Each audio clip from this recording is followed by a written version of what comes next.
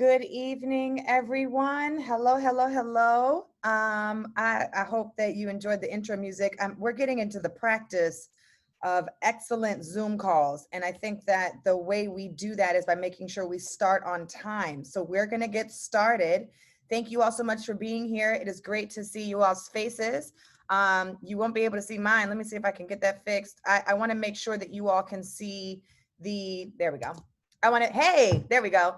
I want to make sure that you all can see our slide deck. So if you can see our slide deck, just go ahead and give me a thumbs up so that I know you can see it. Wonderful, wonderful, wonderful. Good evening. It's great to see you all's faces. I hope everyone is safe and well. I want to go ahead and thank you. I want to go ahead and get started by walking you all through tonight's agenda so that you're clear on what it is that we are going to be covering. We are going to hear from our president and CEO, Derrick Jackson, who has just joined us, followed by field updates. This will be a really important conversation led by our two incredible, strong field organizers, Mr. Derrick Lewis and Russell Boyd. And then we are going to transition to talk to one of our student leaders in the field who has a really incredible example of what it is like to fundraise in this moment. I'm really excited about the work that they have done. They fundraised over $40,000. And so I want to make sure that they set an example and walk you all through how they did that.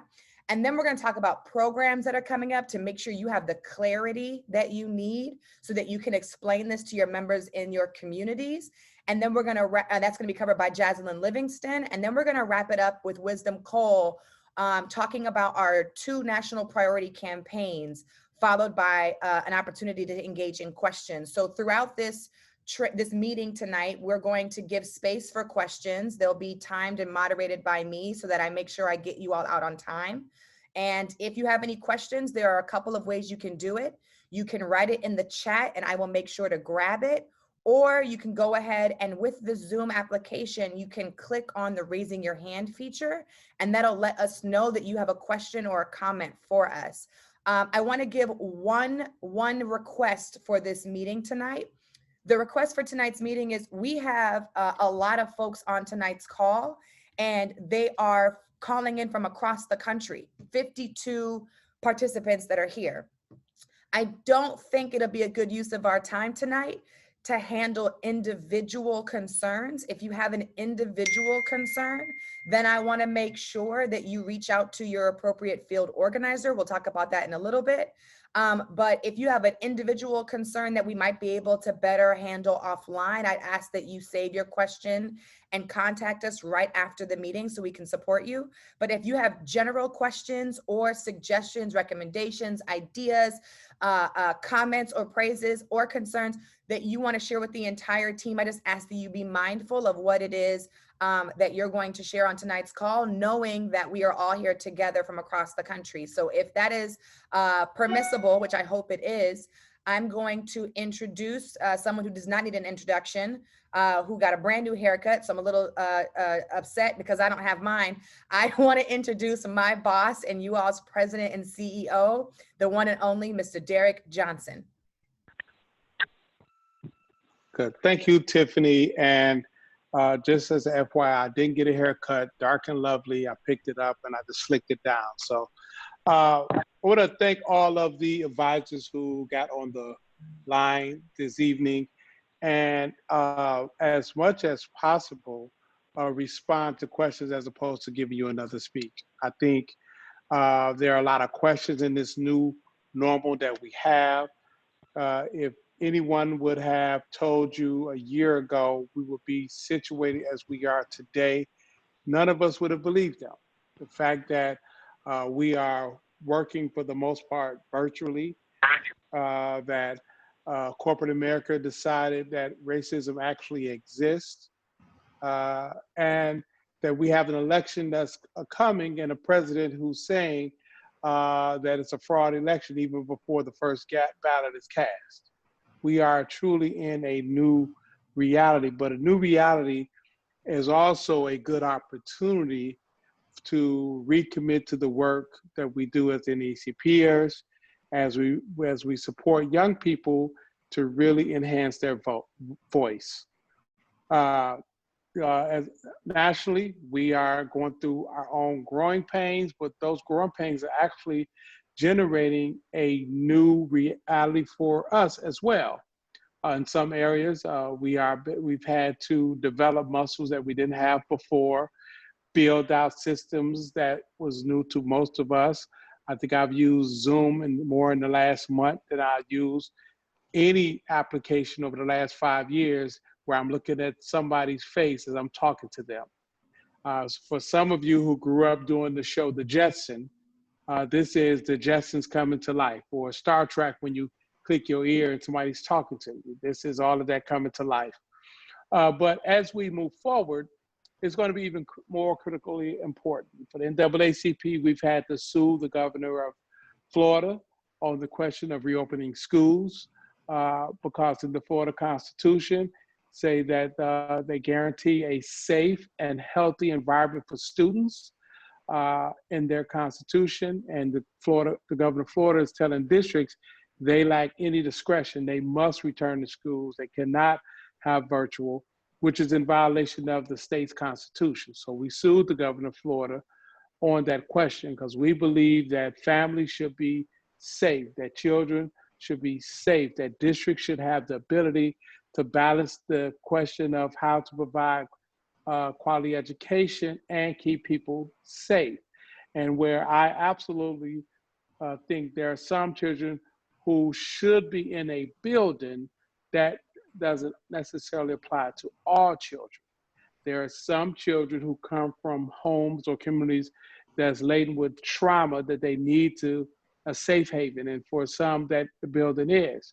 But that's not the majority of children. There are far too many young people who will go to school, pick up a virus, be asymptomatic, and carry, unfortunately, that virus to parents and grandparents. And in many cases, grandparents who are receiving them after school, which could cause a disastrous impact on far too many of our loved ones. So we believe it should be a district by district, household by household decision on how to keep people safe and healthy, as districts are confronted with how to also provide quality education.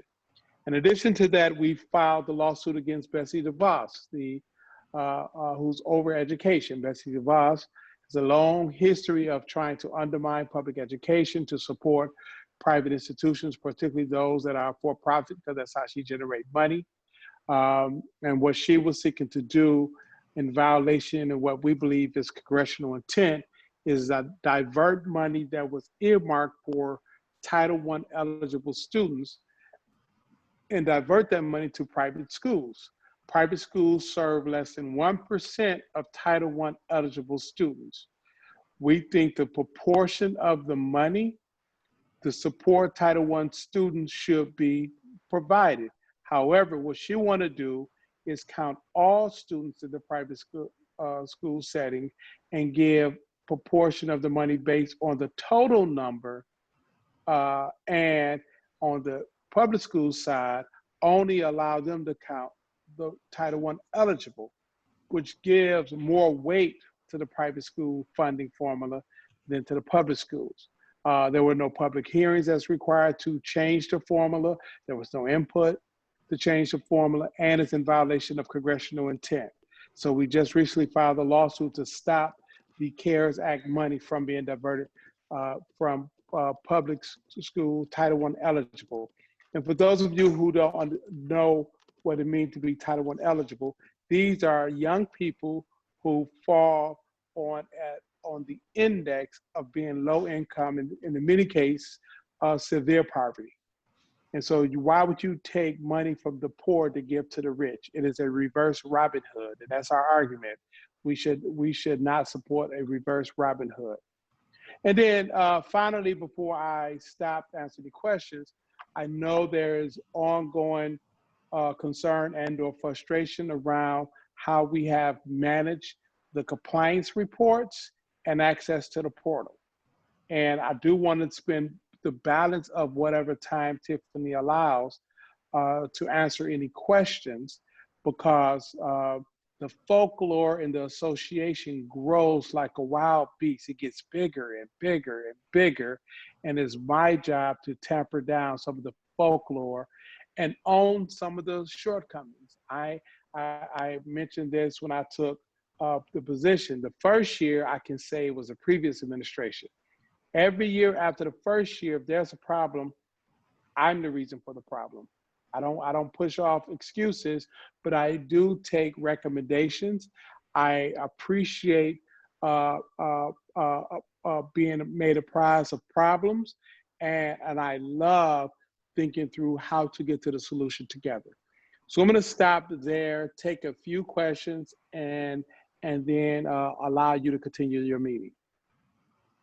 Tiffany, you want to navigate it? Yes, sir. So I'm going to ask that you either type your question in the chat so we can see it, or if you raise your hand on the Zoom feature, you can be unmuted. So if you do either, or if you want to be unmuted, you can also write that in the chat. Just let me know.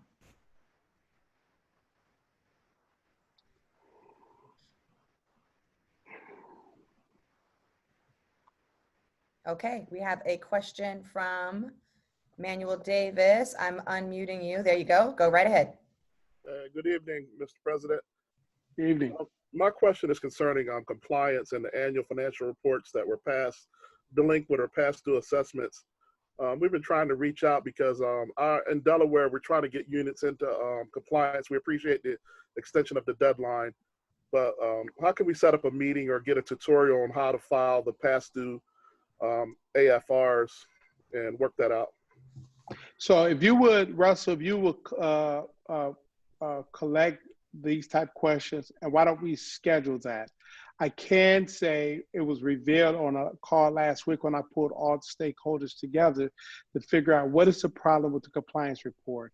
And there was on the staff side, just complete lack of coordination.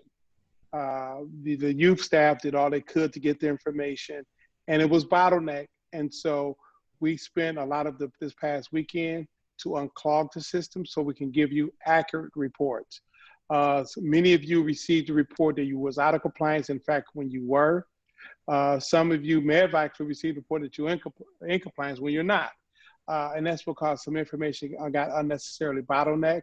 I take full responsibility, and we're working through to get that resolved. In terms of next steps on how to clear up any past due, Russell, I'm asking him to step up to help facilitate a conversation on how to make that happen.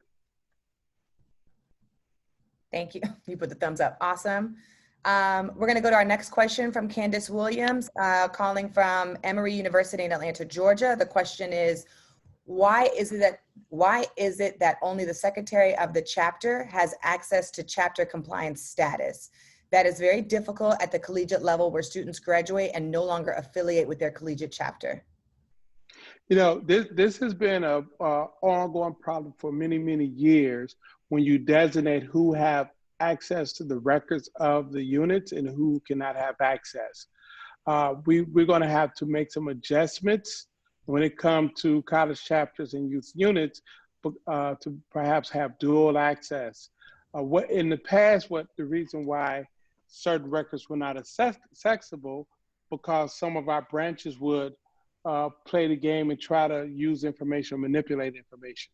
So there was a decision some years ago, perhaps before I was born, that the records are the property of the secretary, the treasurer have the records of the financials, and they should be positioned to provide that information upon request.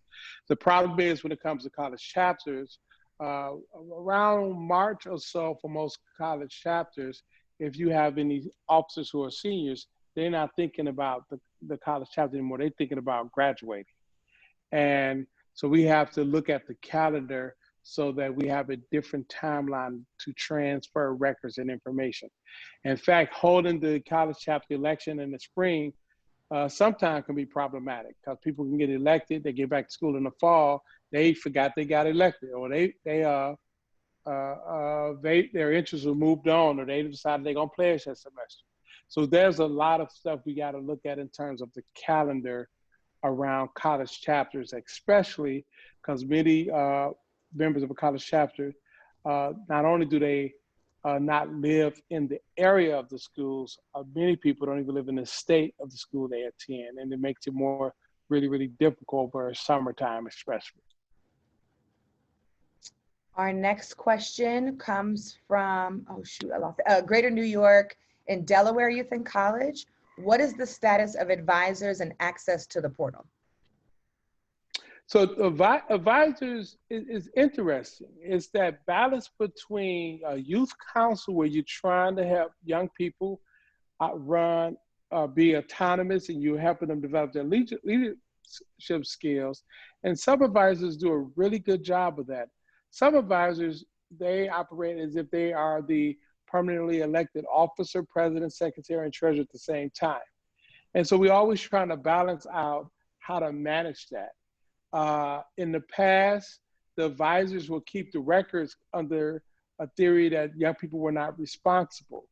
Some of the best youth councils, as opposed to college chapters, is when you have young people who can, in fact, manage the records because it's a part of their skill development.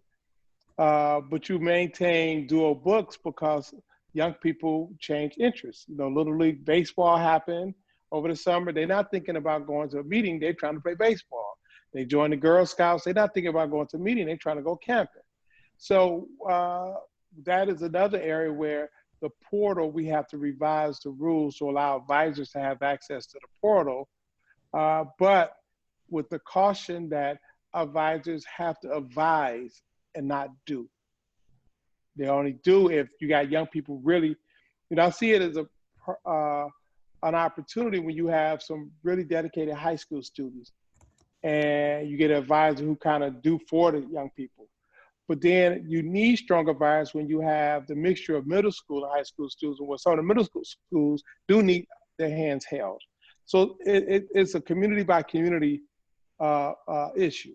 You know, how do we serve the role as advisor to empower young people to understand and build their agency and develop their voice without taking their agency and speaking for them? So it's a balancing act. Thank you, Mr. President. I got two more questions for you. Our next one comes from Matthew White, calling from Kentucky. Go ahead and accept the unmute, Matthew. There you go. Okay, can you hear me? Yep. Okay, so my question, I can't see you, but I can hear you, but go ahead. Yeah, I have my camera turned off. But my question was about nationals. I'm struggling to get a hard date because I know it's changed about 5 times since I was originally told about it. First, what is kind of like the reasoning for it, and then what are the exact dates, and can I tell my folks a these hard dates date for what? A hard convention, date for what? National convention. We just established that. I don't have the dates right with me. Tiffany, do you have the convention dates? Or are you going to talk about that? Yes, sir, we will. Yes, those just got changed at the board meeting. Yes. The first part of the question was what was the reasoning for those changes? COVID. I know, but it was scheduled 5 times, and it kept on getting changed. I don't know anything about. Again, COVID. I don't know about 5 times. COVID. This is a new muscle for many of us to put on a convention under normal circumstance isn't an easy task. To figure out how to do a convention with all the components, allowing people to interact, allowing resolutions to be considered and debated, allowing people to vote with the resolutions, hold elections. It is much more entail than just having a platform and us talking right now. And we have to find the right platform. How do we have a platform that's interactive? Actually end up with multiple platforms. When do we have the internal business of the association? How to carry out the resolutions process? How to make sure people get a copy of the resolutions once they come out to committee? There's a certain timeline that we want to give people to review it. COVID happened. Now, we would love for you to come on staff and make us way more efficient. Matthew's awesome. If I can, Mr. President, I just want to add 2 things to that. One is we also wanted to make sure that folks had enough time. That's why the compliance deadline was extended, that folks have enough time to complete their delegate selection, which also did not happen. So now this gives you more time to make sure you're prepared. We know that it's an adjustment for all of us, not just the national office, to deal with Zoom and online voting and practices and et cetera. We also want to make sure that the platforms we're going to be using work well. So later on today, in today's meeting, Jaslyn Livingston will go over those dates with you all. And then I promise tonight you all will have all of that written in an email as well, so that you can follow through when your regional meetings are going to be, when the events are for the national convention, and et cetera. So I just want to make sure you knew those two things were going to happen. But thank you for the great question. And also recognize that all staff, we had to close our offices down. Our offices have been closed down since March 11th. I've been counting. So going to Chris Williams, Mr. President, the question is, hi, my name is Chris Williams and I'm the advisor for the University of Maryland, Washington in Fredericksburg. I want to thank President Johnson for sharing my students' video back in April on Instagram. Oh, this is not a question. We really appreciate the acknowledgement and support, and we're looking forward to the new year. Sorry, I should have read it before I knew it was a question. Listen, if you have some more dope videos, I'll share those. Somebody on my social media sharing it. Good stuff. The last question I have, I'm going to let folks know that there are some questions I'm not choosing on purpose because we will get to them later, so everyone will be able to hear. And I want to respect the president's time and make sure y'all ask him questions that he'll answer right now. There was a question from Claudia Mason. What is your expectation on the response time for staff? Your staff should respond to emails and phone calls, since you're the boss. Well, you know, I would like for timely responses, considering the circumstances. That's kind of a loaded question. I don't do well with loaded questions, so I would love for you to unpack that question and talk specifically, you know, just address the issue that you have specifically. Claudia, you're unmuted. Claudia from Ohio. Hello, President Johnson, excuse me. I'll be honest with you, if you don't mind me naming names. Please. Nazar, I can send you an email where it took him, and I feel for him. I suspect he's very busy, but I have an email that took like several months for him to respond to, and he apologized.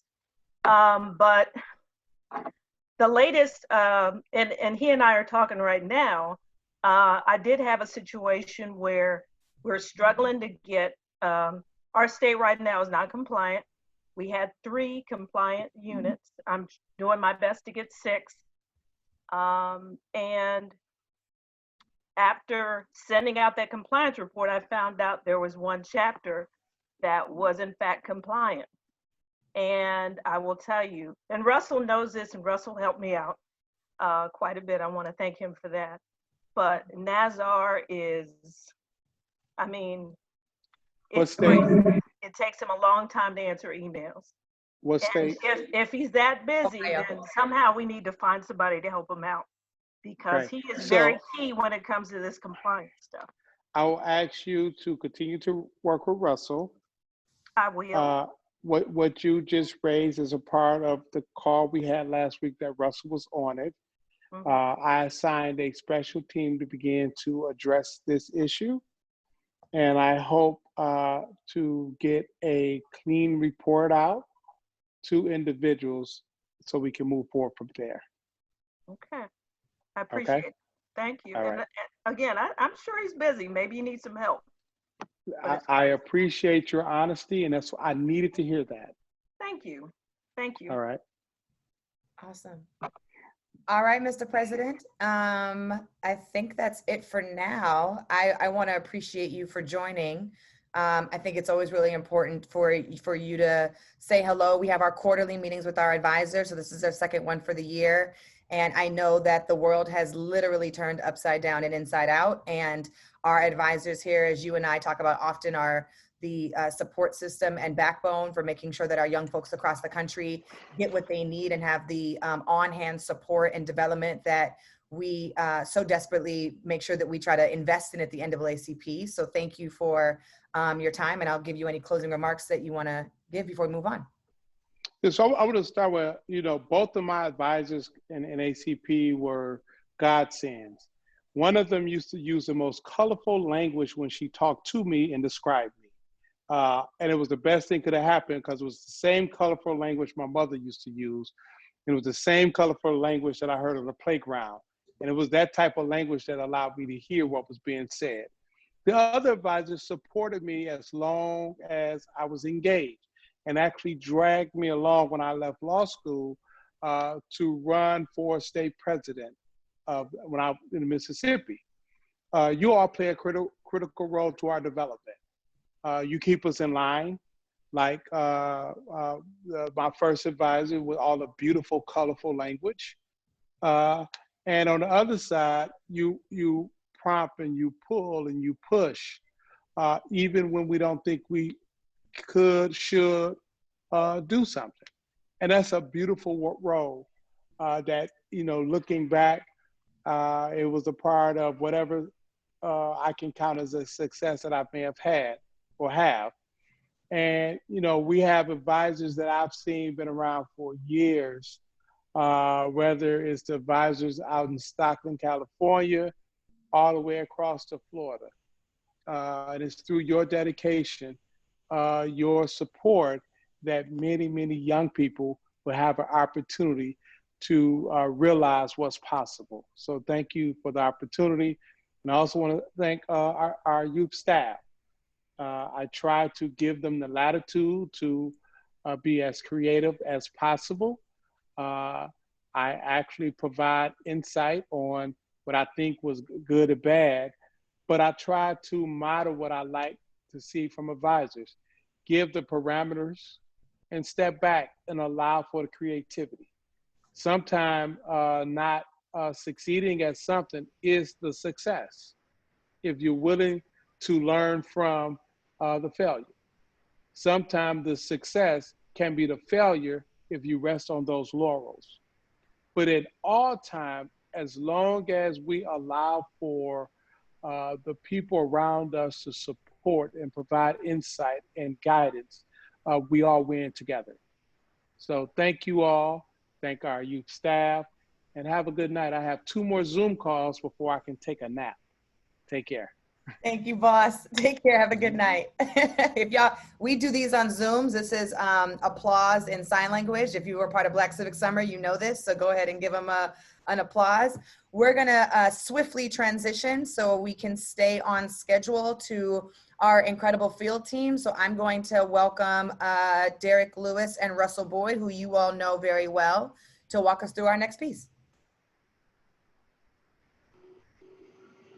Awesome. Thank you so much, Tiffany, and thank you, President Johnson, for your remarks.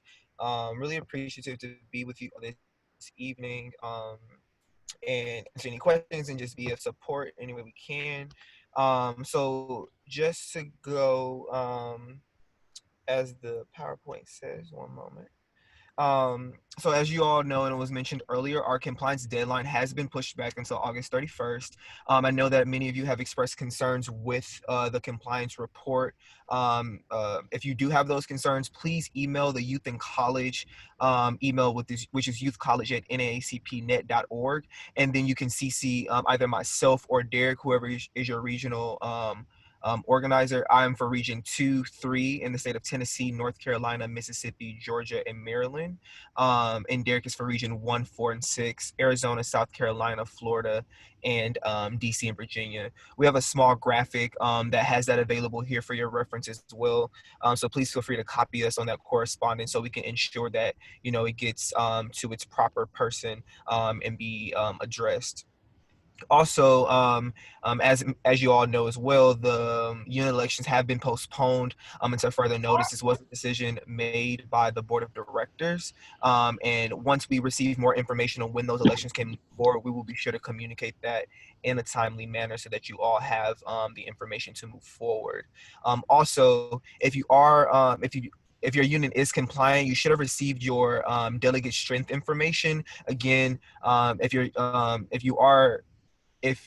are not in compliance, but you should be in compliance, please do email us and let us know of that so we can get that addressed. But if you have received your compliant, your delegate strength information, please do note that we are expecting for that process to continue to move along, and that the delegate registration should be done by September 1st. More information with the specifics of that delegate election, regional meetings and process is forthcoming, and those exact dates for the regional meetings and elections will be discussed later on by our national programs manager, Jaslyn Livingston. So those are the updates that I have at the moment, and I'll go ahead and transition it over to my colleague and brother in the movement, Derrick.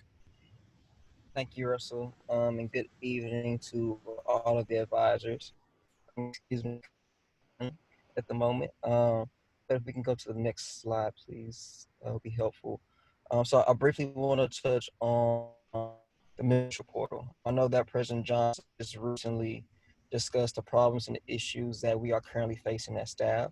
And also know that there's been a number of concerns that have come from the field, from the chat, from email to phone calls, and we are aware. We are aware, but I do want to make sure that people are aware of the process of how to access to the membership portal and what we need so that and what we need from you all to move forward in that process. So currently at this moment, the secretary and the advisor and the unit advisors are the only one as far as who has access to the membership portal. Right now, we understand that secretaries and advisors are the top priority for units, and also serves as a point of contacts for the units. In order for us to identify who is in order for us to identify who serves as a secretary and advisor, we are asking that all units complete the officer update form, which you can see on the screen, which I hope you all can see. The link is bit.ly/NAACP. I lost the screen. Sorry, y'all. Somebody asked me to make it bigger, so I'm making it bigger. Give me 1 second. But with this officer link, I'll refer back to the link once we get it back. But with the officer link, as of now, as of today, we have 115 units who have completed the officer update form. And I know that we have more units because 340 submitted the annual financial report. So we have to make sure that we are completing the officer update form so we can identify who is the current unit secretary and advisor. After you complete your officer update form, we're asking that if you have not, please get trained. Get trained on the membership portal. As of now, we have three dates that are forthcoming for trainings, which is this Saturday, August 8th, August 17th, and August 28th. August 8th is at 4 p.m. Eastern Standard Time. Monday, August 17th is at 8 p.m. Eastern Standard Time. And Friday, August 28th is at 7 p.m. Eastern Standard Time. Now, I know that people say, oh, I've got trained, I've submitted my officer report, and I want you to know that we are asking for all units. We know that you submitted quarterly reports. We know that you submitted your officer reports with the PDF. We are asking that you please complete this electronic form because this helps our IT department filter through those requests and who belongs to each unit a little bit quicker.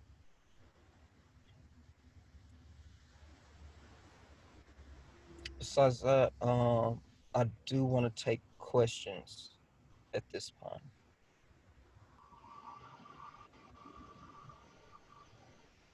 I am unmuting Miss Diane Stalling. Go right ahead.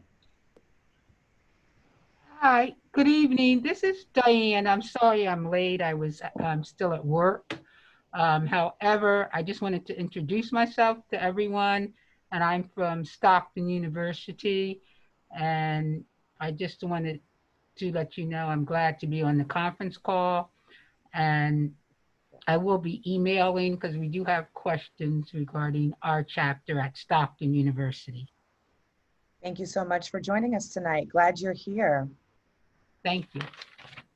There was a question, can we receive a copy of the PowerPoint? Yes, so we will send the PowerPoint to everyone after this call, along with all the graphics that you see, so that way you have everything in writing.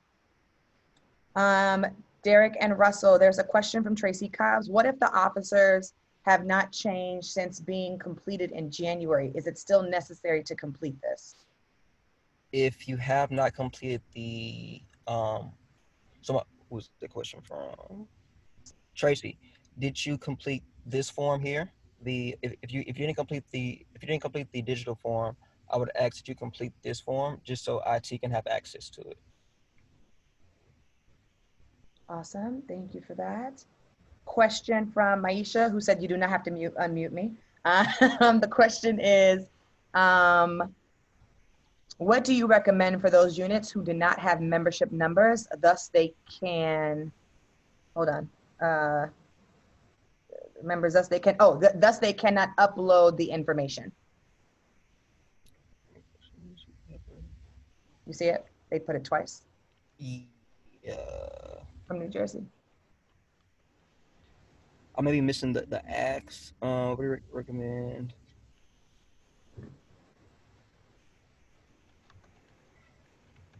So are you asking about the membership process of how should you send in membership if you don't have access to the portal? If so, then we're still doing mail. So I would recommend that you send your membership via mail to 4805 Mount Hope Drive. And what I'll do is I'll actually put the address in here, but 4805 Mount Hope Drive, Baltimore, Maryland, 21215 is the zip code. Attention to the membership department is key as well, so that we'll be able to track and membership has access to it. And Maisha, I also unmuted you, but I saw your second. Go right ahead. Okay. Good evening, wonderful Tiffany Lofton. Peace and blessings from the state of New Jersey, everyone. So basically the issue is with a lot of the units, and I do want to say, Russell did say we were going to try to meet later, but what the issue is with a lot of units is that a lot of the youth council members cannot locate their membership cards. So when the secretary is ready to upload the information online with the youth and college officer update form, they don't have the unit numbers. So my question is, what is your recommendation for that?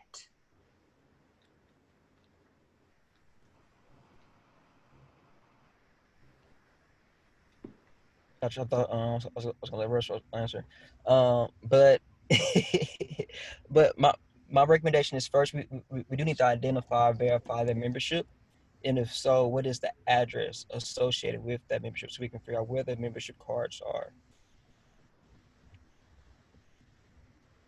And we have some recommendations from it. We have some recommendations from advisors in the chat. Tracy Cobbs and Debbie Hughes said, Jeffersonville keeps a record of the numbers as they come in, and the advisor should make a copy of each membership card. Just a suggestion. I thought that was really good. Thank y'all for being, for using the chat.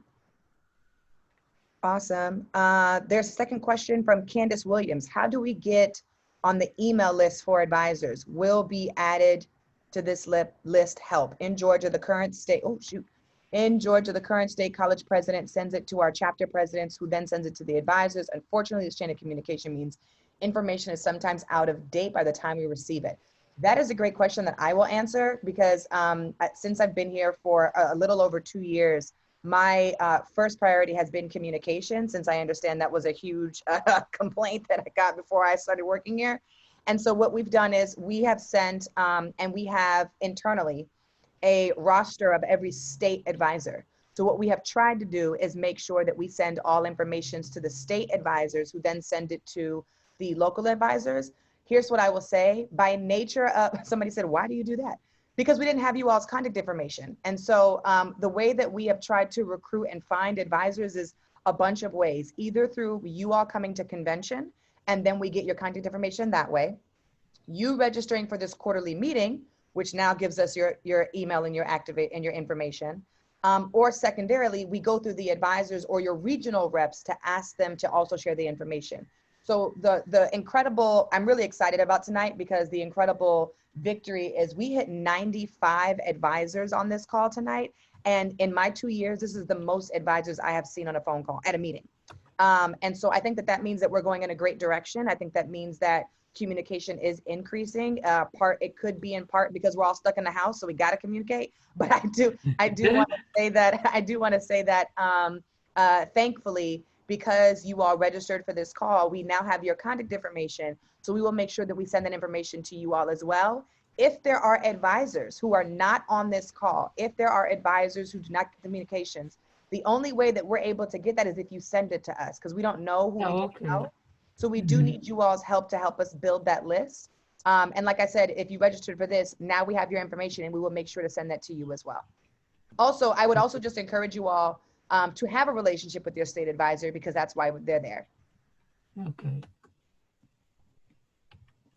I see, let me take one more question so we can make sure we stick to time, and then the other questions we'll make sure to answer.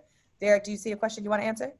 So I know that there's a few questions, and I think this has been repetitive from what I've been seeing is what is the timeline after they have received the training. So the timeline, I can say this. The timeline, I'm not gonna give you a timeline because if I tell you 2 to 3 weeks, you're gonna be like, okay, it's been 2 weeks, 3 weeks at this moment because there has been such a high demand from the field. I honestly cannot give you a timeline at the moment, but what I can do is once you have completed the training and once you have gave your office update form, if you can shoot a email to your field organizer and also I'm trying to give the email for IT. It's portal support at naacpnet.org. So what I would recommend doing is, as Derrick mentioned, is to email the youth college at naacpnet.org email and copy both either myself or Derrick, whoever your regional organizer is, in addition to that portal support email. That way we're looped into that communication and can follow up. We have also a record in which our entire team can follow up on that as well by sending it to our youth college email, and it's in portal support's hands as well. That way we can keep track of that on one thread and can be of support to continue that chain of communication and being adamant on making sure that you get the support. I know that this is a question that both Derrick and I receive almost every day as well, and this is something that we definitely want to get you all so that you can have access to those things. It's just hard to give a timeline or an explanation behind that since we don't oversee the process, but we can be sure that we're pushing that communication for you all. So that's the recommendation for that. Awesome. Any other questions? Folks are sending me personal messages and I'm getting those, and I'm redirecting those as well, but I won't read those out loud. Okay, I think we might be good, guys. Anything else?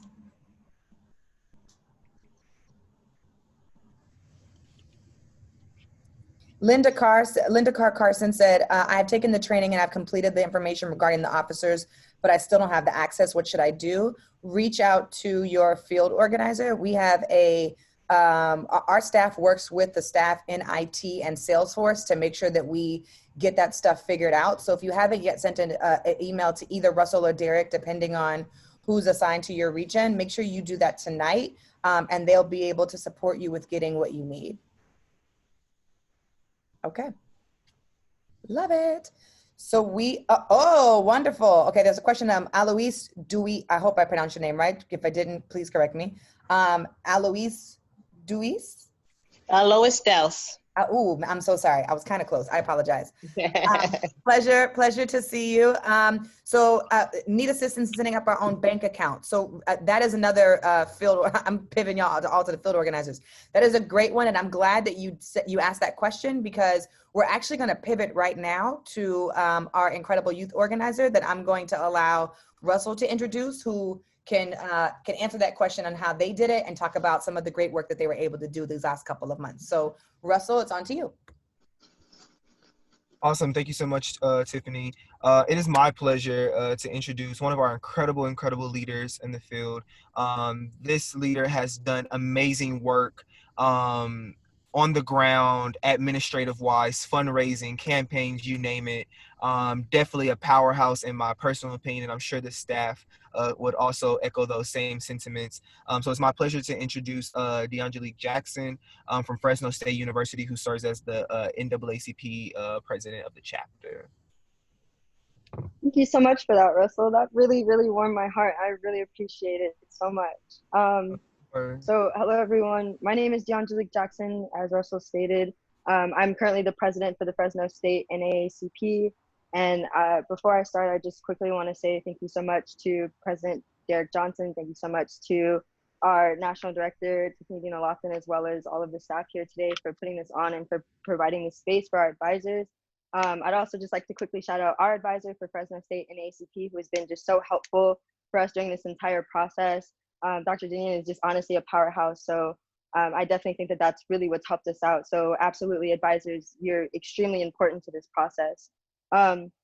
So just a little background on May 31st, our unit, we hosted the largest and most successful protest that the city of Fresno has ever seen. And that was something that, one, we did not expect, and two, that like if we hadn't been so keen and aware of the policies and just the things that the NAACP offers, we probably would not have been prepared for what came after that. We saw an enormous like boom and our social media following like overnight. So, and we also started to receive an influx of donations as well, which is the main reason that I'm here to talk to you all today explicitly about our donations and contributions we received. So it's extremely important for us as youth units to utilize this power and the moment that we're in, because the Black Lives Matter movement, as most movements are usually led by the youth, but we need the guidance and the direction from our elders and our advisors to make sure that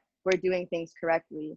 So for us, we've actively been like just bringing in, I'm losing my train of thought, I apologize, I got nervous because there is a lot of you all here and I just want to make sure I'm being respectful in the way that I address you all. So I hope y'all can be patient with me. But one of the things that we really needed to take into account was proper avenues for like fund collections. Our state advisor, which she's here today as well, Satya Austin, is just phenomenal. Like literally has had our back for this entire process since our unit has existed. And during this protest, she was so willing to answer our calls, like didn't really matter what time, just to be able to provide us the necessary insight. So we needed to make sure that we were going through the proper avenues of fundraising.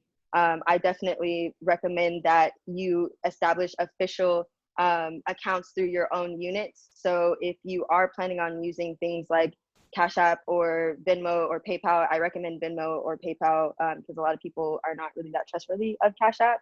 Just make sure that it's connected to your official NAACP bank account and not to one person or an individual.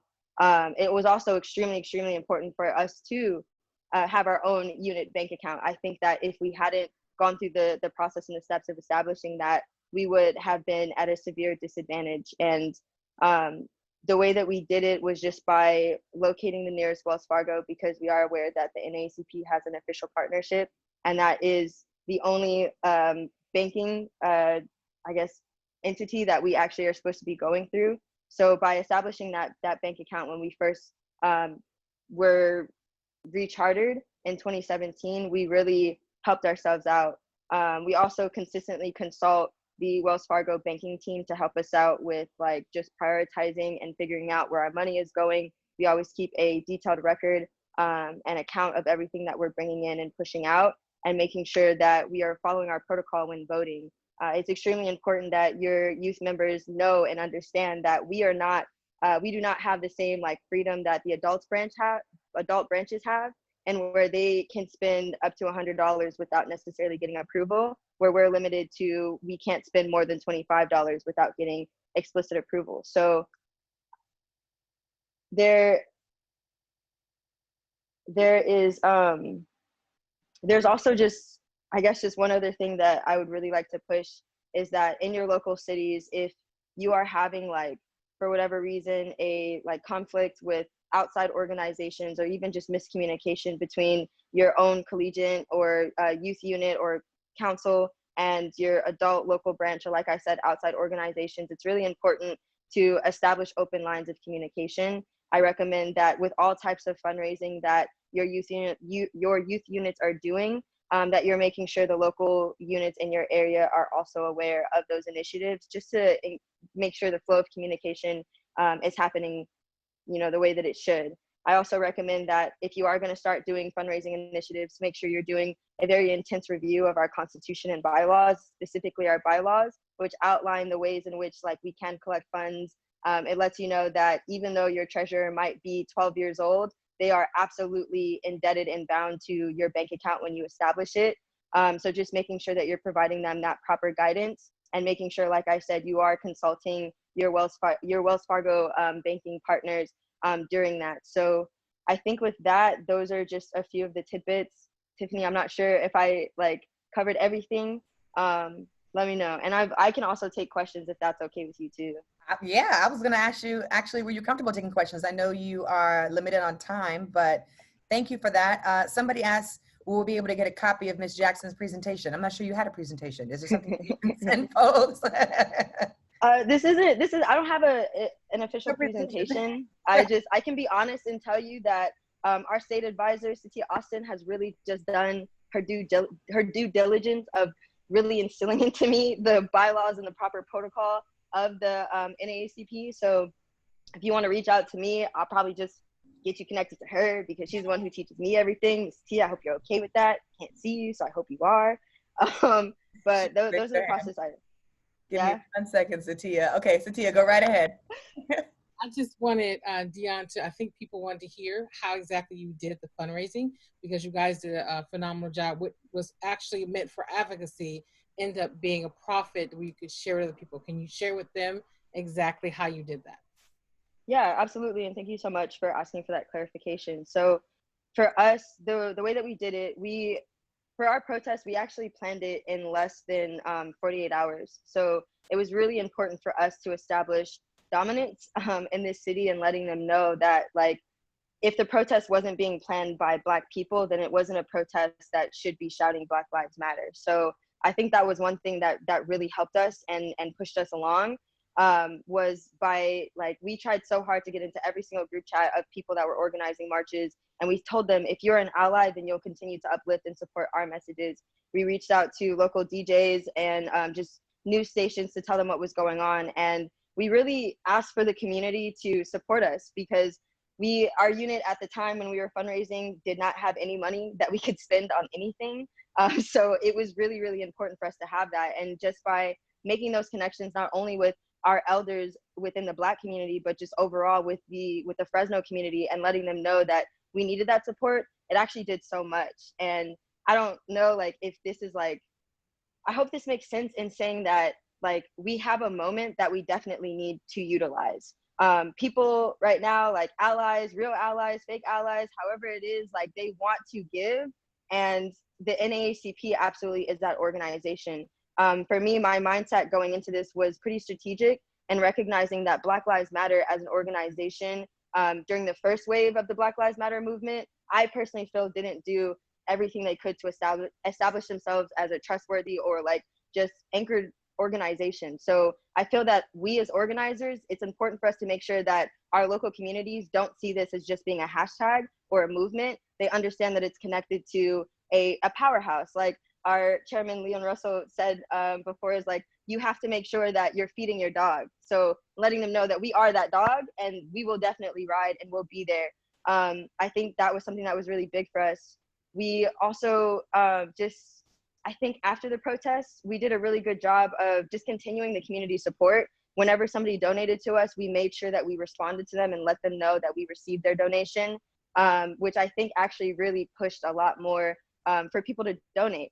At the same time, though, because we did establish ourselves as being that organization that was Black Lives Matter movement and being something that was established, it was even after the protest, we still continued to receive donations. We had local organizations who saw just the intent and passion in our protests come together and say themselves that they wanted to donate to us. We had local local businesses coming together and doing campaigns. I got this shirt from Tiffany Dina Lofton, actually. So thanks, Tiffany, I appreciate it.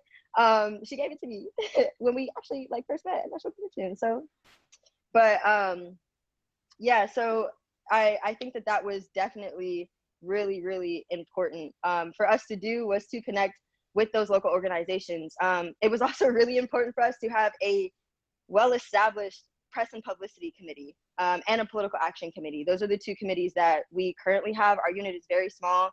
For background, there's 25,000 students at Fresno State and only 635 Black students. So we make up less than 3% of the overall population. And it was really important for us to have a designated person and team to look over our socials, because that's where we had a lot of people reaching out to us. And everything was about just being adaptable. after the fact. Like we had, as I said, an outpour of support from the community. So we needed to be vigilant of those opportunities, as well as the proper documentation such as 1099s. I think when you incorporate language such as that, it actually gives you more of, you know, I guess, like, what's the word? Like, not stability, not like recognition, but like notoriety isn't the word either. But I hope you guys get where I'm going with this. Like, it makes you seem like more respectable to the orgs and the businesses that are donating to you when you're actually following, you know, the protocols that we're supposed to. We made sure that we attended local meetings with different organizations after the fact, and we never explicitly asked for contributions as well. We just simply pushed it as, we definitely need community support, and if you're not able to make it out there, if you're not able to march alongside of us, just by sharing this flyer and using your voice to talk about it means so much, and letting them know that we also needed things like water, we needed things like food and snacks, that we were working with like paramedics who would volunteer their free time, as well as like lawyers who would volunteer their free time, and church members who would volunteer their free time to come and like just protect us. So yeah, I think that was kind of it, like how we did the fundraising, just by keeping that open door of communication and being open to opportunities as they arose, and by just continuing to use our voices and not letting that protest be the end all be all for our movement was really, really important for us.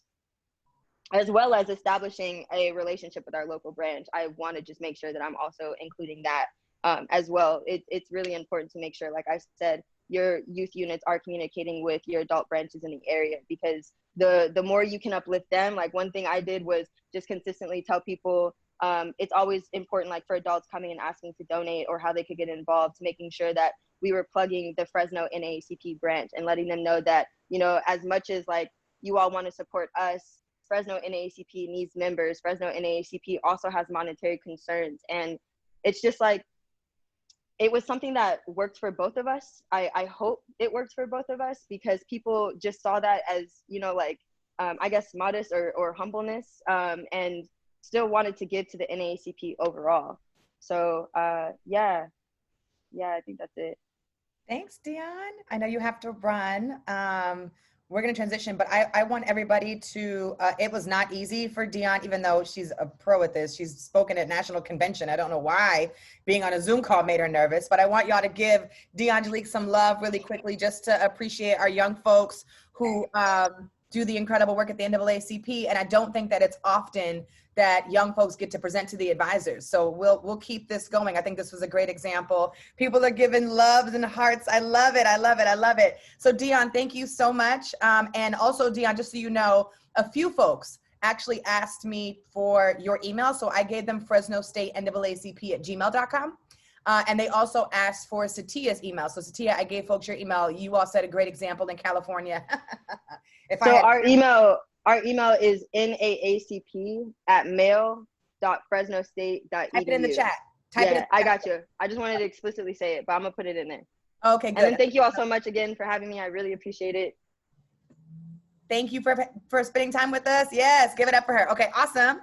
So we're gonna move along. My job is to make sure we stay on time, and we are 3 minutes over, but that's all right.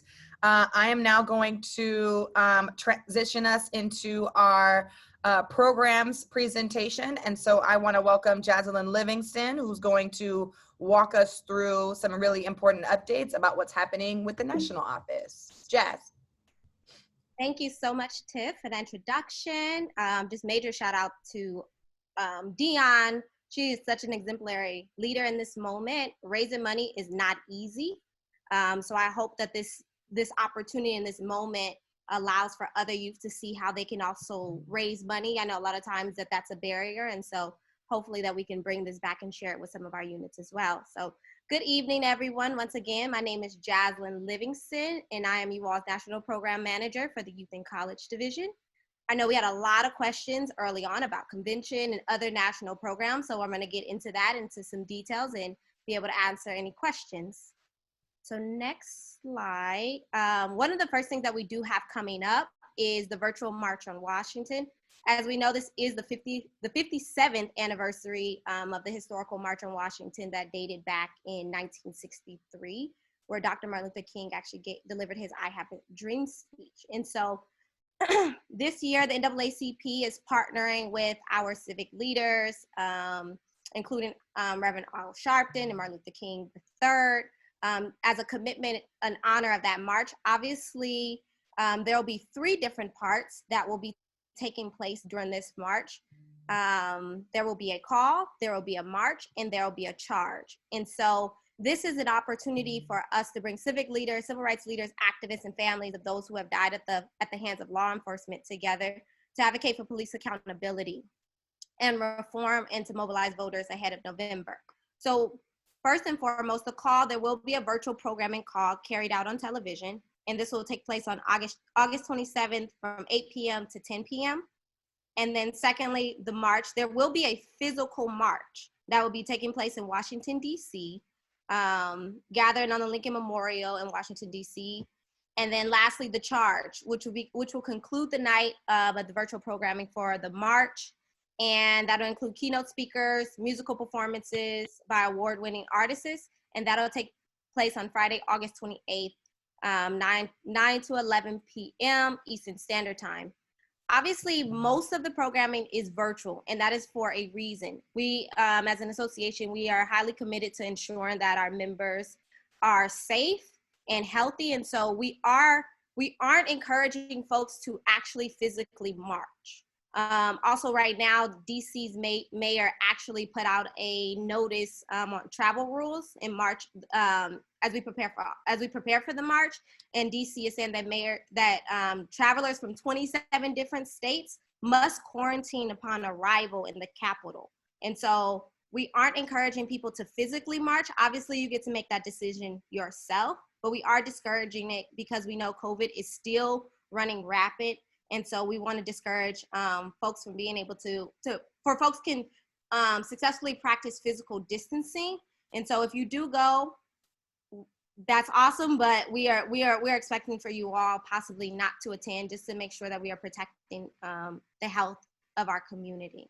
And so next slide. Also, wait, one last thing. If you have not RSVP, also RSVP at march2020.com.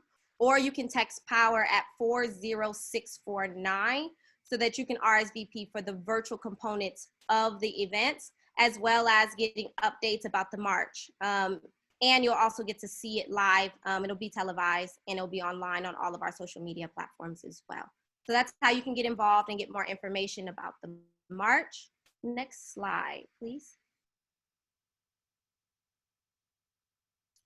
So I know we've gotten a lot of questions about convention, and initially it was promoted that convention will be taking place starting today.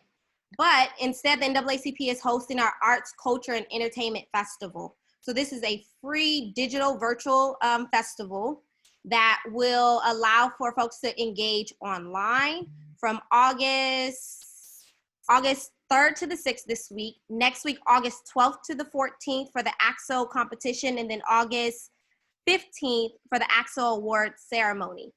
During the Arts, Culture, and Entertainment programming, there'll be arts and entertainment such as the Proud Family Reunion on Disney will be showing. There'll be sports and activism conversations about a time to change and how we can look at athletes as an opportunity to engage in activism in this moment.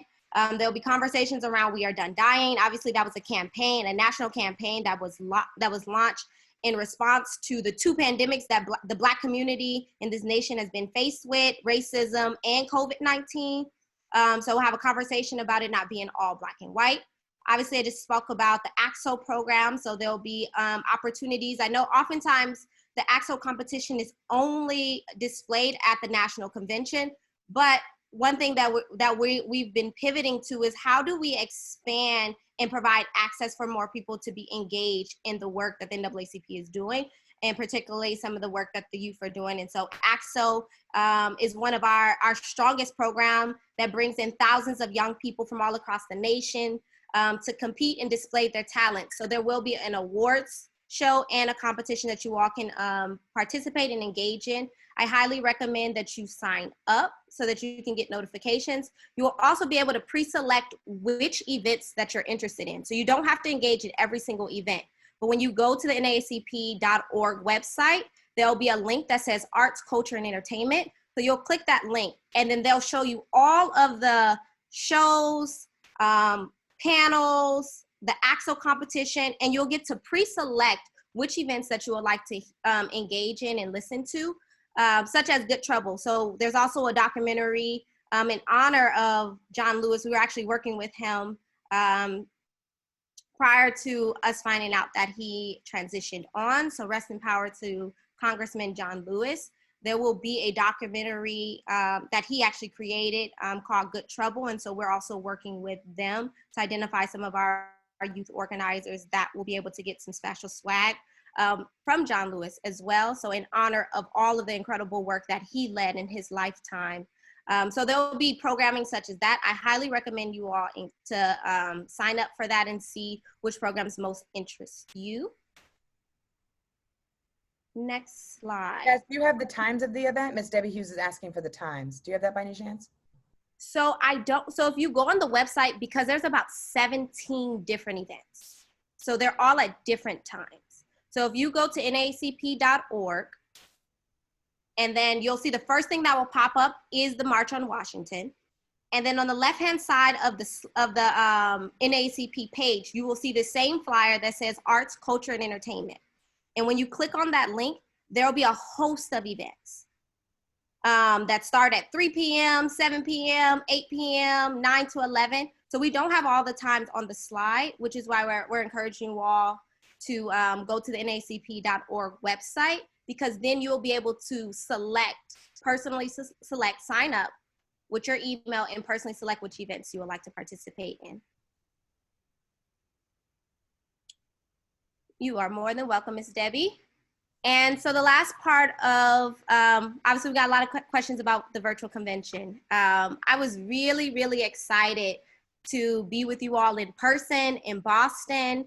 Our students were super excited, and even the Boston youth, they were really kind of disheartened that everything, like obviously COVID has changed all of our realities. And so we are really mindful of that and being very mindful of how can we still ensure that even though it's virtual, how do we ensure that our youth have a major role in the planning of this new virtual convention.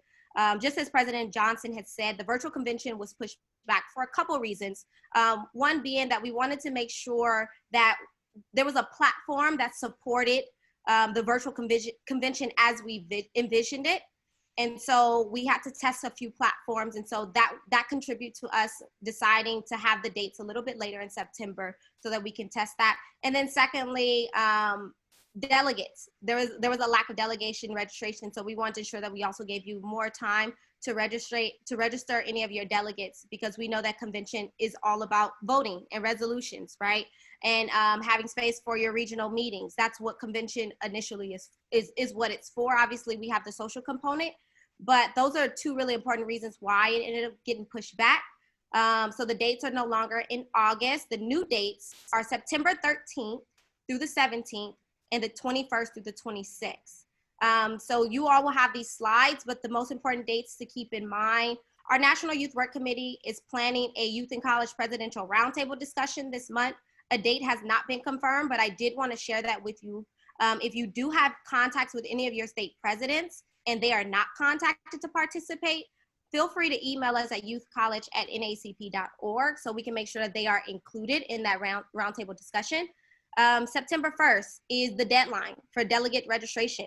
So if in your unit or in your branch or your youth chapters, if they have not registered their delegates, make sure that they do that. We have about a month or so to make that happen. That was one of the big reasons why we had to push back the convention. So now we have a little under a month for folks to register their delegates. September 11th, amendments for the 2020 resolutions deadline. So if there's any recommendations or amendments for the 2020 resolutions, remember that deadline is September 11th. And then as far as programming, the key programs to keep in mind is September 14th, we'll have a health and wealth conversation. We will have youth leaders that will be on that panel and in that conversation. All of these conversations will be approximately 90 minutes. So that's September 14th. September 15th, we'll have a youth conversation, also about 90 minutes. And the last two, September 16th, we'll have a labor conversation. We will have youth representation on there as well to participate in that conversation. And September 17th, we'll have a civic engagement conversation where we'll be uplifting opportunities for youth to look at what is the power of the youth vote this year. The last few programs to keep in mind: on September 18th, there will be a youth digital social. More information will come out about that in honor of Black Voter Day. And most importantly, the regional meeting. So we know that convention is an opportunity for all the regions to get together for elections and to vote. And so remember these dates, share them with your youth in your regions as well, so that they are fully aware that we want them to participate in their regional meetings. Quite often, a lot of youth cannot physically attend convention, whereas this year, with it being virtual, it's opportunities for more youth to engage, right, and learn more about the association. So September 21st, our youth regional 7, region 7 and 3, they'll have their youth meetings. September 22nd, region 5 and region 1. And then September 23rd, region 2 and region 6 will have their meeting. And lastly, September 24th, region 4 will have their meetings. We will send an email. So after we send the follow-up email, you all will also get the times for those dates and for those regional meetings as well. And I think that's all that I have for the virtual convention. I don't know if we're taking any questions.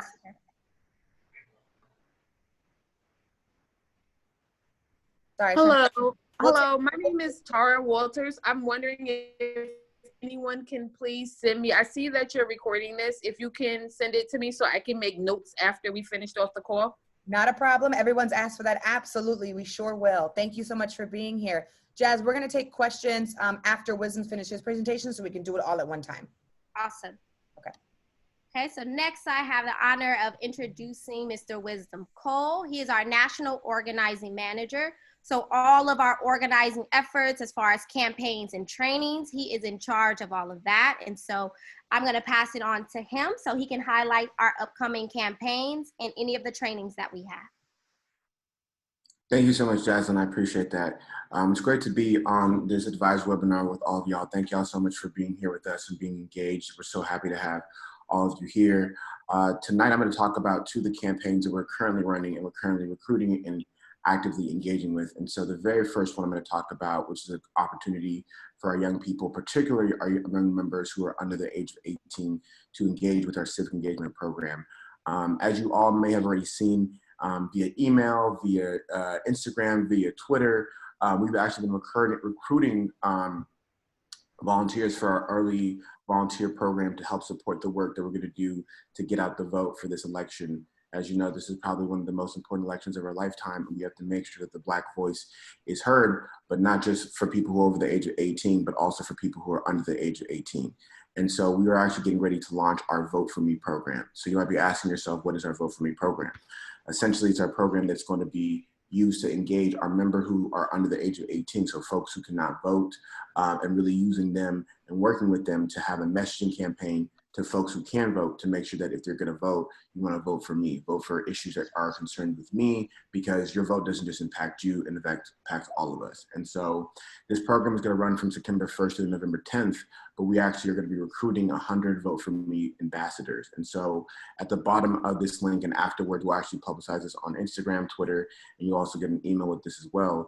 We're encouraging you to help us find our 100 Vote For Me ambassadors. And so these are young people who are empowered, young people who have a voice, young people who are leaders in their community, young people who are influencers and can actually reach out to other young people and get them the message to their mothers, their brothers, their sisters, their families, their aunties, uncles, everybody who's over the age of 18 who is voting age, to continue to vote and to vote for me. And so part of this program, we'll be creating civic content creation, messaging. In addition, we're actually going to have some special trainings for our youth and college advisors to also train 1,000 young leaders in two distinct civic learning modules, one about civic engagement 101 and the other about having one-on-one conversations with adults and folks who can make sure we are turning out to vote. So the next step in this is we want you to recommend Vote For Me ambassadors. use that link there. You can recommend folks who are in your units, people in your state, young people that you know who are members who would be great for this program. The deadline for that is going to be August 17th. And so we definitely want you to engage with that. In addition, I'm actually going to drop a link for the Black Voices Change Lives website. Again, if folks who are interested in volunteering with the NAACP and getting out the vote this year, definitely encourage them to sign up. Jasmine just dropped the link for the Vote For Me campaign as well. And so you can go on there and nominate a young person. The next campaign I'm going to talk to you about is our hashtag Cut the Contracts campaign. So as y'all know, with this uprising, there have been a lot of young people on university campuses, in K-12 education, all across the nation who are really questioning the purpose of police on our campuses, in our schools. And so many universities, many K-12 education institutions have already decided to cut the contract with their police, their city police on their campus, recognizing that they're not supporting our students, but actually doing harm to our students. And so earlier in June, we published and put out a Cut the Contracts Toolkit, and we had about 182 folks request that and have been using that. And currently we have 8 campaigns across the country that are active and have actually started to cut the contracts with their city police, either on their campus or in the K-12 education system. And so we are sharing this with y'all because if there are any folks that we have missed, people who are not on the list, currently we have University of Texas, Eastern Connecticut State University, Florida State University, Florida A&M, American University, DC Public Schools, Fresno State University, and Albany State University, who all started this process or are in the process of doing that. We want you to let us know if we're missing any folks so we can continue to add to this list and that we should be working with. There's folks who have started the process, who are getting ready to start the process, and so we are also working with them. And in this month of August, are going to be training folks on how to analyze the contracts. What are the actual budget items that we should be removing from the contracts? And then what does power mapping look like? How do we identify who the key stakeholders that we can identify and work to cut the contracts on our campus, as well as collecting signatories? So if you are interested or you have any folks who have already started that process, feel free to email us at youthandcollege@naacpnet.org. And now we are going to go into our questions. So if you have any questions about the campaigns or about the program events that Jaslyn talked about, or anything that was discussed on tonight's advisor webinar, feel free to place it in the chat and Tiffany will facilitate and field questions.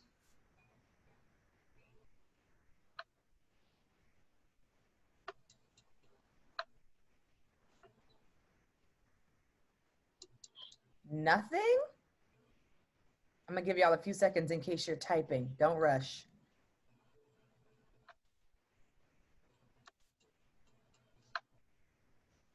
Uh-oh.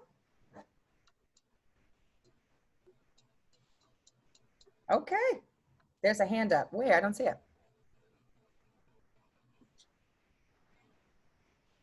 I don't see a hand. Manual. Okay, here we go.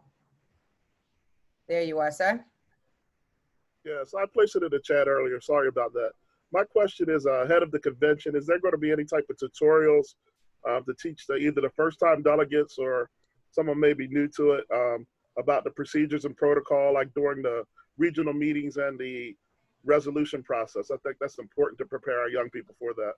That's a great question. And I actually wrote down that great idea because I think the only time, if we were doing convention in person, the only time we actually go over that process is during the new members welcome orientation. And so we haven't thought yet about how we're going to replace that digitally.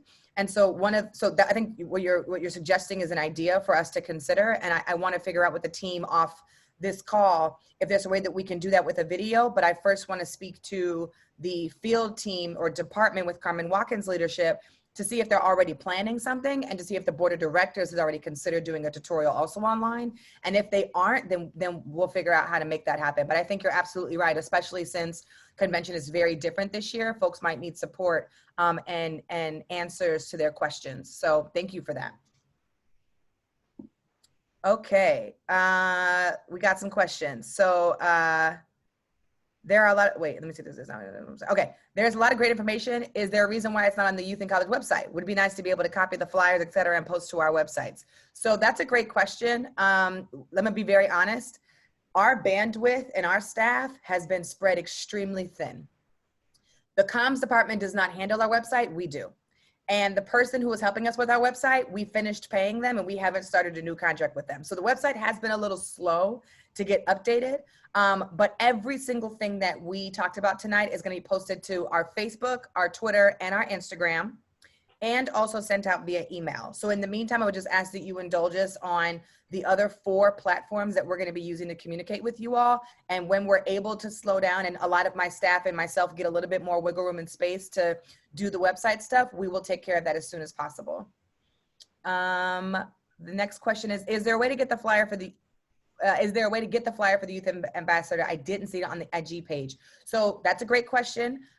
Everything that we're sharing, or most of the things that we're sharing tonight haven't been posted to Instagram. They're going to be posted afterwards. But we wanted to share it with you all first. So it's kind of like VIP first ticket sales type of thing. So y'all can see it. And then right after this, our staff is prepared to push the post button because all of our membership will be able to see it. But it was just approved today. So this is really, really new information. And we'll make sure that we post it across our channels. Herschel has a question about what is the process for cutting contracts with police. So I'll direct that question to Wiz to answer and talk about our toolkit. Yeah, so I definitely share that with folks. Definitely, I will, Tiffany, if you have a chance to drop the link in there so folks can request it as well.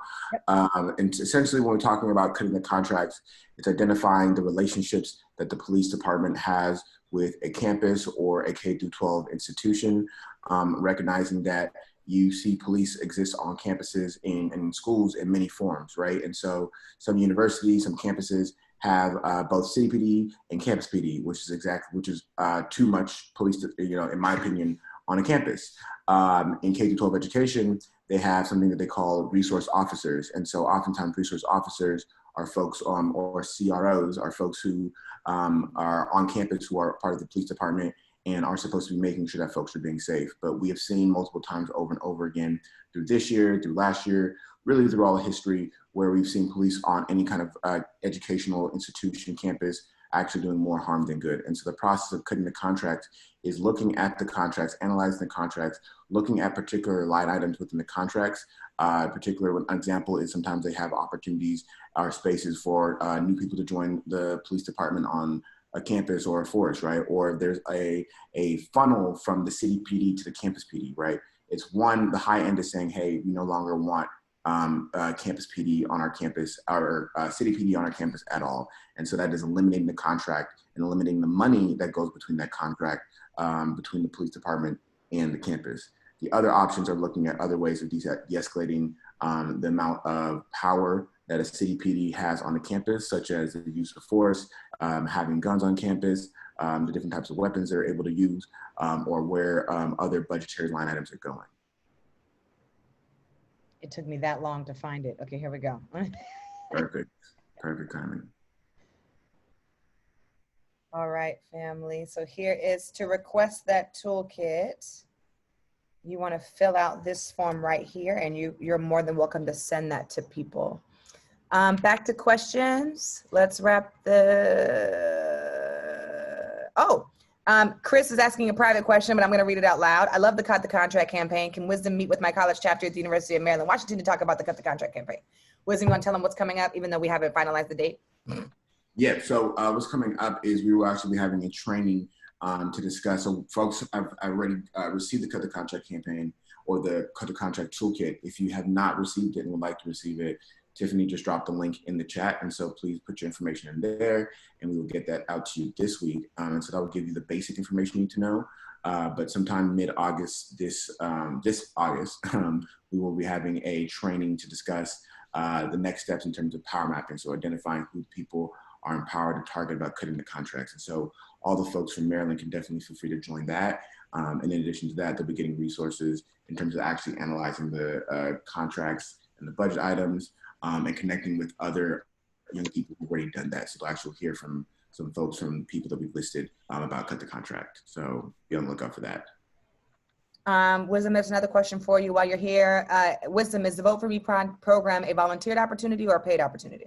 So it's a volunteer opportunity, but it's an opportunity to be part of a cohort of young people who are pushing civic engagement. And in addition to that, students will get resources like t-shirts, like swag, opportunity to connect with content creators and build our civic engagement content that will be shared on social media.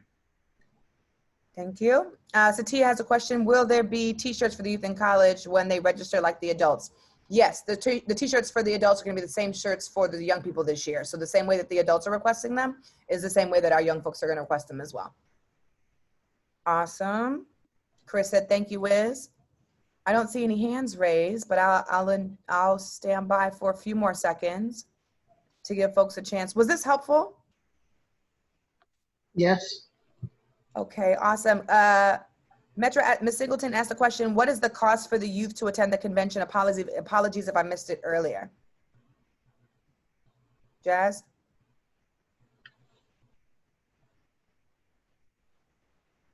Yes. So that, it may have changed, but initially it was $10 per youth. Okay. So we will find out. So you'll go on the website. Yeah, Debbie said $10. Okay, let's see if it has changed. I don't think so. I don't think at the board meeting they voted to change that. I think it's the same. Oh, Satia has her hand raised. Go right ahead. Yeah, I think you missed my question at the top. I was asking for the what they're doing with the kids. Are they going to, for the youth, excuse me, are they going to be using the van system also? So for folks who are under the age of 18, so actually last week we had a van training. We had 3 van trainings, one on van and voter registration, one on van and GOTV, and one just an open question session to ask our field organizers, our field directors, and our national director of engagement, Dominic Whitehead, questions. And so there are videos for that. And so if you didn't get the video for that, or you would like to watch a video or you're not able to attend, definitely feel free to send me an email and I will send that to you. For folks who are under the age of 18, we definitely would advise for them to work with either a college chapter or their advisor or their branch to use the van system. They definitely can get trained on it, but we want to encourage them to work with an adult to do that. If they're over the age of 18 and they have done the training, they've submitted a request, they should be able to get a van access. But we are highly, highly, highly encouraging folks to work together, because in the past we've given out van access to folks and folks have not used it. Again, this is sensitive information, sensitive data. And so we want to make sure that folks are accurately using it to map their voter registration list, that they get out the vote list.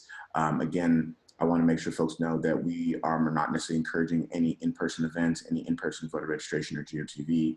And so we want to make sure we're using as many digital resources as possible to do the work that we have been asked to do. And so I would encourage you all to go to the link tree in our Instagram bio and check it out. We have a voter registration link that we've actually worked together with vote.org to do. And so we also compile and get that information. And so I'd ask you all to check that out. And then any additional resources are actually be coming out in the coming weeks. And so there's supposed to be a toolkit as well as some more resources. And so it was a long way to answer your question, but for young people under 18, definitely. Well, no, I think I confused you. I was asking, what are you using for the Vote For Me? Are they using the van system?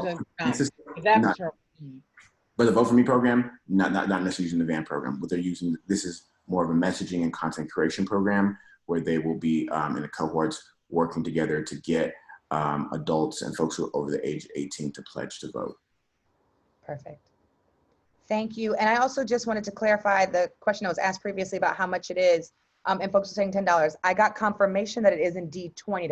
It was not 10, it was $20 per student, just for clarity. Awesome. Oh, y'all, we are 10 minutes ahead of schedule for our closing. So I'm not going to hold you all hostage on the line. I do want to ask for your help really quickly. So that's the thank you. So you can see the thank you. Okay, I'm gonna go back. Okay, so I want to ask for you all support really quickly. We have some incredible folks on this phone call here who are the leaders every single day in our communities, and you all know what our youth are experiencing on the local level more than anybody else.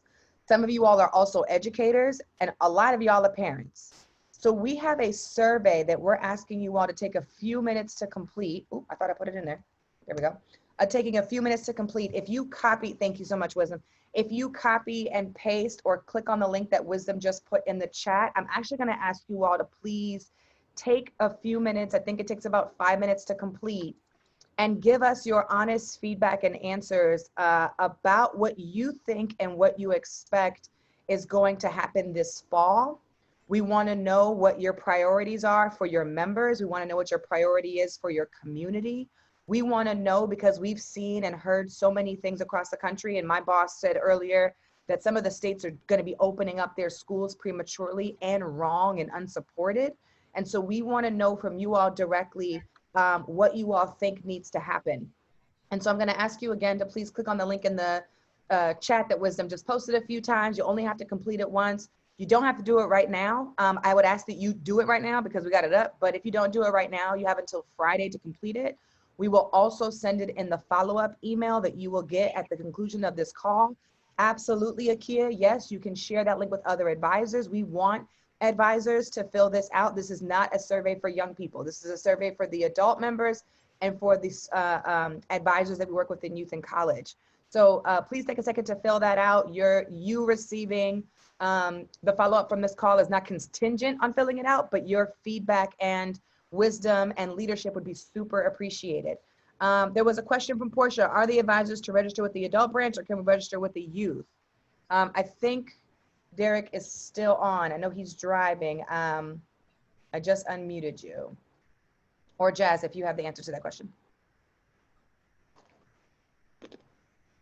It would still register as an adult. Okay. Thank you, ma'am. Awesome. All right, family. Listen, I told my team we have a hard stop at 9:40 and it's 9:30. So we did good.